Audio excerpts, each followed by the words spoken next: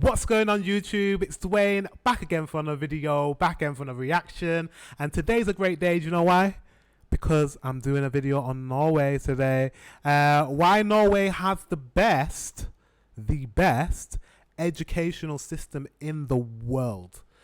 That's a big statement. I mean, Sweden, I did a video on their educational system, which, you know, in the comment section, a lot of Swedish people were a bit kind of like semi-positive / negative about the educational system in Sweden.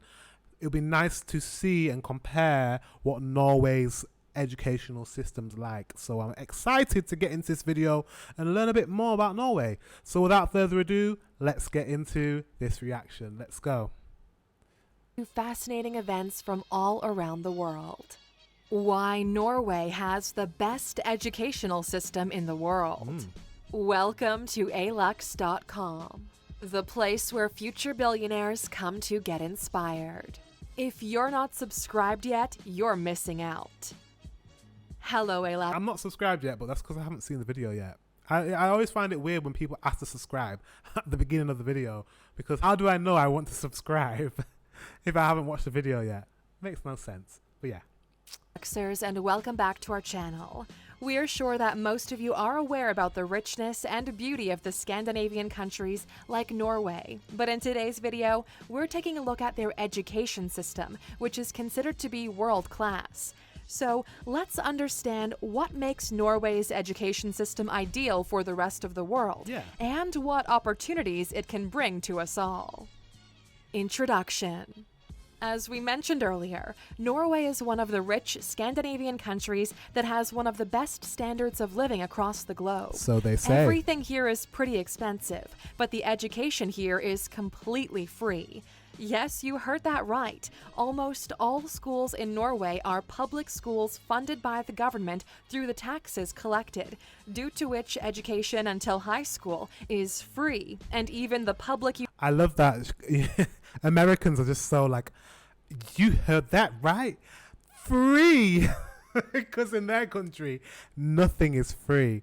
So to them, like, free education? What? They don't have to pay. They have great public schools. They have free healthcare. Anything that's free is like a shocker to Americans. But yeah, it's funny. Universities do not charge tuition fees for the courses offered.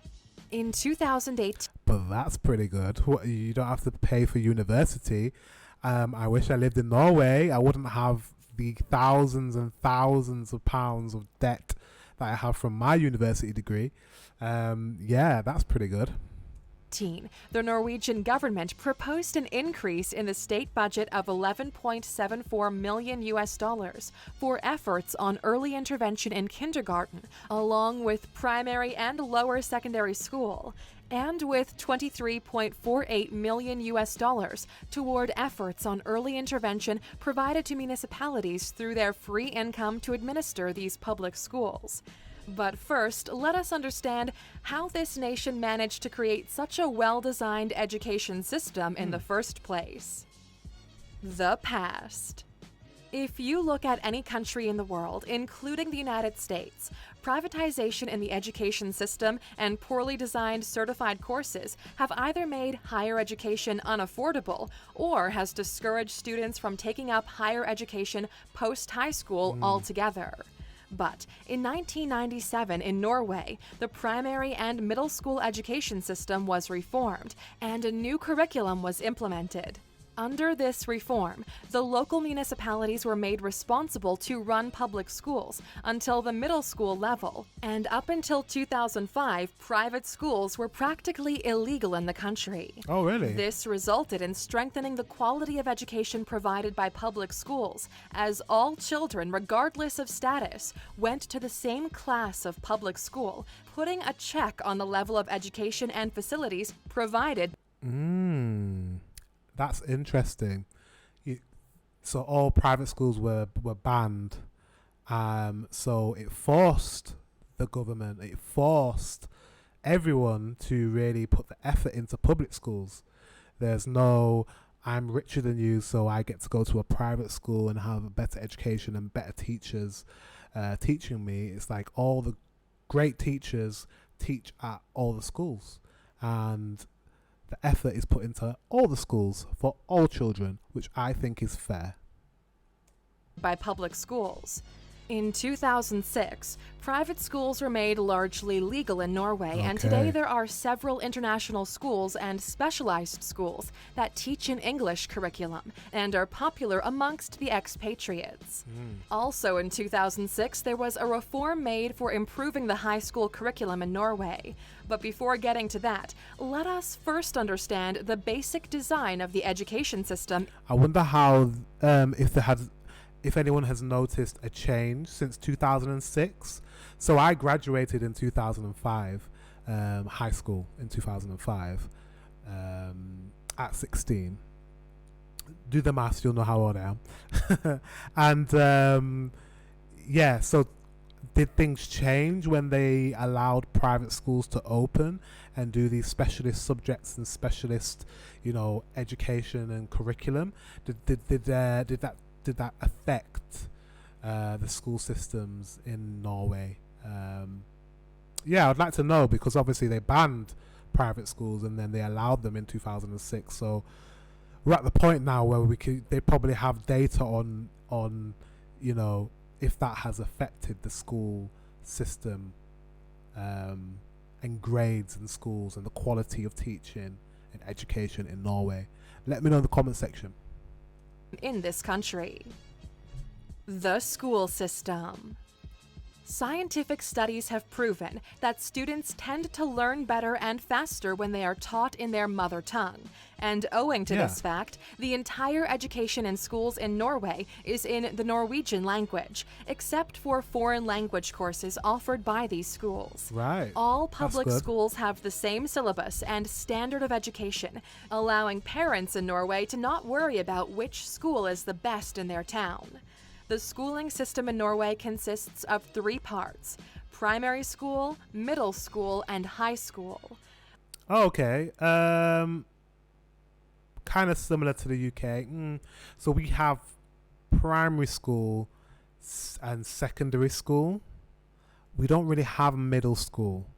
Or at least when I was in school, I didn't have a middle school. I had primary school and high school. I call it high school or secondary school. The primary school consists of grades between 1st to 7th, and these years are considered to be pretty relaxing for students, with only a few standardized tests. So our primary school is doesn't start at 1. I think it starts at I could be wrong here. It's years 1 to 6 in terms of school years, year 1 to 6. For primary school, the ages, I'm not sure if you start at like 5 or something like that. I'm not sure, but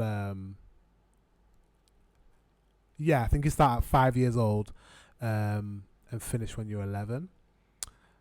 Could be wrong, but I think that's how our primary school works. Middle school consists of grades 8 to 10.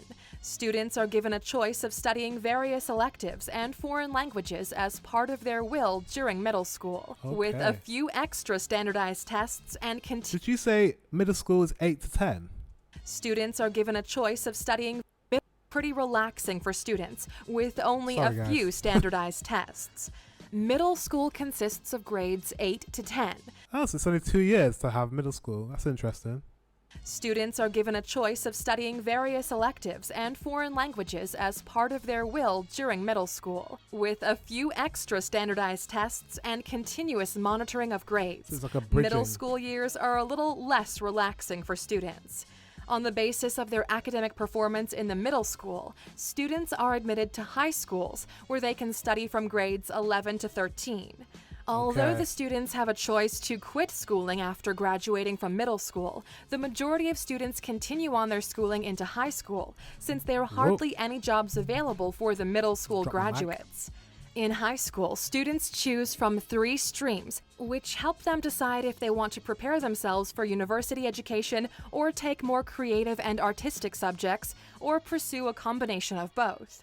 The reforms in 2006, which we mentioned earlier, has helped in providing the choice between vocational and general studies' path during high school. The students also have an option to spend 1 year or longer of high school in a foreign country as an exchange student. Ooh. You get exchange programs in public schools.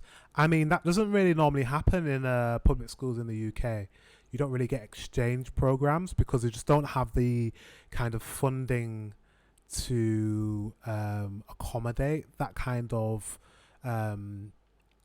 education. Private schools have exchange kind of programs, but not public schools. The education that makes you happy. All over the globe, we can find multiple examples where students are stressed out because of intensive learning and exams they go through. But in Norway, you'll rarely find any such student. Any guesses as to why? Well, students here do not have homework. We're sure you all must be jealous after hearing. What? Homework was the bane of my life when I was a child.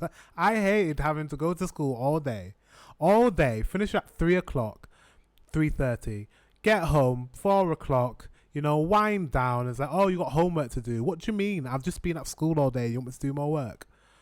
You guys don't have homework. That is like the best thing I have ever heard. I want to do school again so I can do school in Norway.